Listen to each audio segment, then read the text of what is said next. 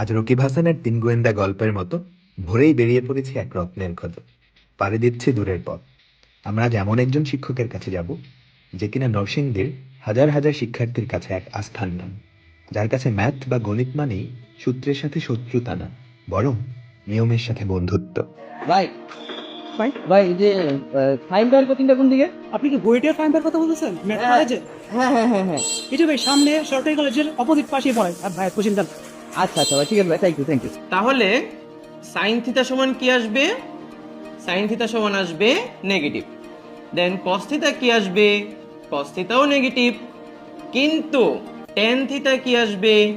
Tan theta আসবে positive. সবাই বুঝছি? হ্যালো এভরিওয়ান, আমি আলফাহিম। পড়াশোনা করেছি বুয়েটের ম্যাটেরিয়ালস অ্যান্ড মেটালার্জিক্যাল ইঞ্জিনিয়ারিং ডিপার্টমেন্টে।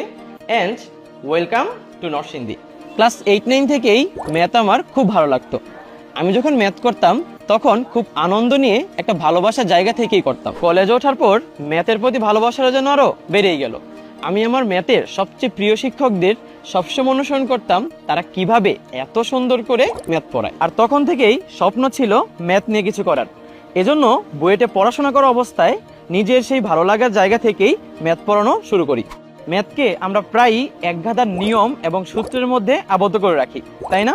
কিন্তু আমার কাছে ম্যাথ হচ্ছে এক অন্যরকম ভালোবাসা, যা অনুভব করা যায় এবং বুঝে নেওয়া যায় শিল্পকর্মের মতো।